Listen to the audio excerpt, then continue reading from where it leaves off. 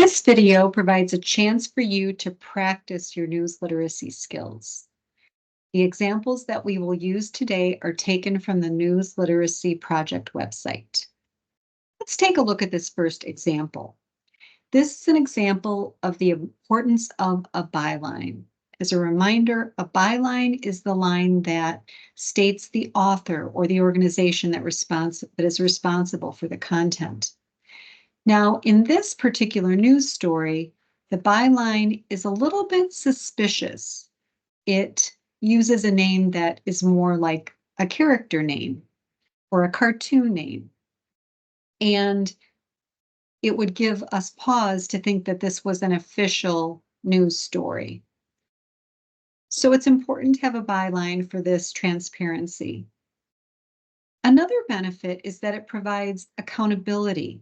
If there's a byline, if there's an author, it's easier for the news consumer to contact that author, to ask a question, to give feedback.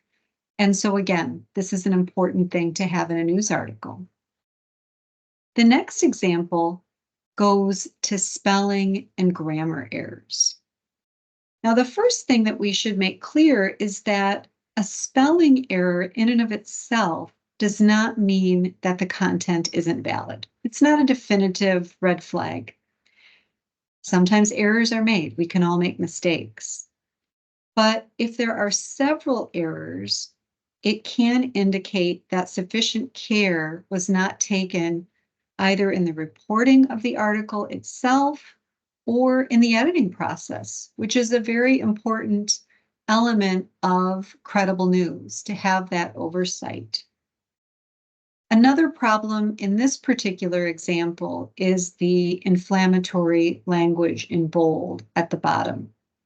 Again, straight news stories, most credible news stories would not include this type of language. The third example comes from the BBC, and this is really an example of a best practice. The BBC is the acronym for the British Broadcasting Company, and it has been a well-respected, well-known news organization for decades. In this instance, they are making clear what they tried to do to get the full story. They presented a story, really one side of a story, and then they tried to get the other side, but were unsuccessful.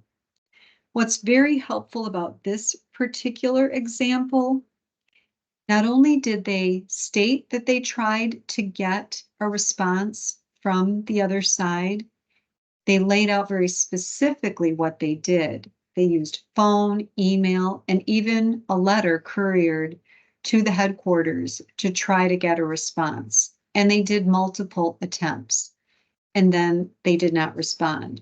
When you think about it, someone could just say, we tried to get a response from AdNow and were unsuccessful.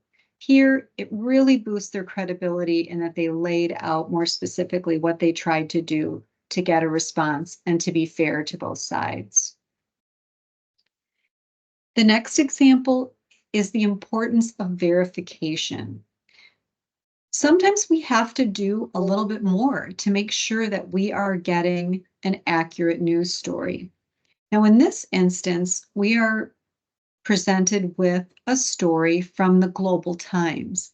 Now, on its face, that sounds like a very credible news source. It's not something you would be suspicious of. But when you dig further and you Google Global Times, you'll come to a Wikipedia entry, and it explains that Global Times is in fact owned by the Communist Party in China. So this is a political party, and it happens to be a political party in a communist state. The other information provided by Wikipedia is it states and gives evidence to the fact that Global Times has published false content in the past. So again, when you have a news source that raises a red flag about the quality of the information, it's really up to you to do a little bit more searching and try to find other credible news sources that are providing the similar or same information. Here's another example of correcting an error. Now, we noted multiple spelling or grammatical errors can be a red flag, but that one error isn't in and of itself necessarily a problem to credibility. However, established credible news sources, when they understand that they've made a mistake, when they've had an error, they should be in the practice of not only correcting that error, but being transparent about doing so. Here again is sort of a best practice from Reuters, which is a well-known global news agency.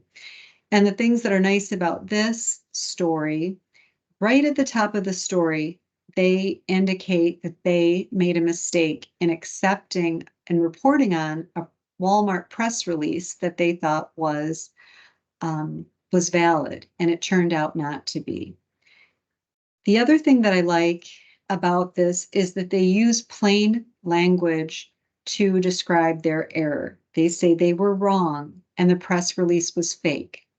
So they're not burying this correction at the end of the article or on the last page, separate from the initial article.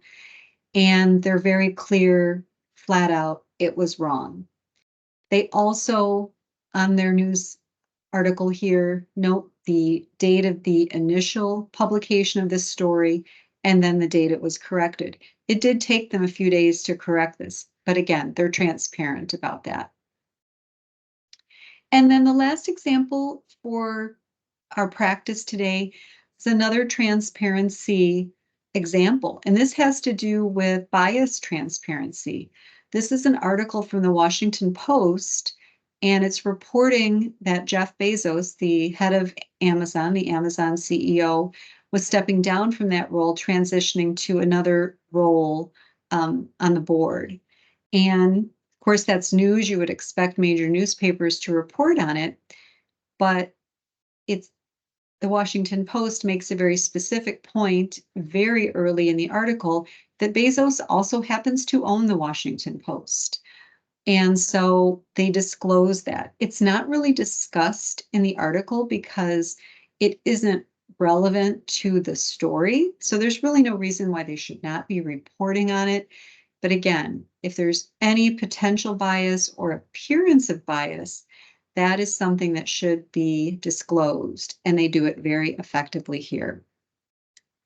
I hope this practice has been helpful, and I wish you well on practicing your news literacy skills.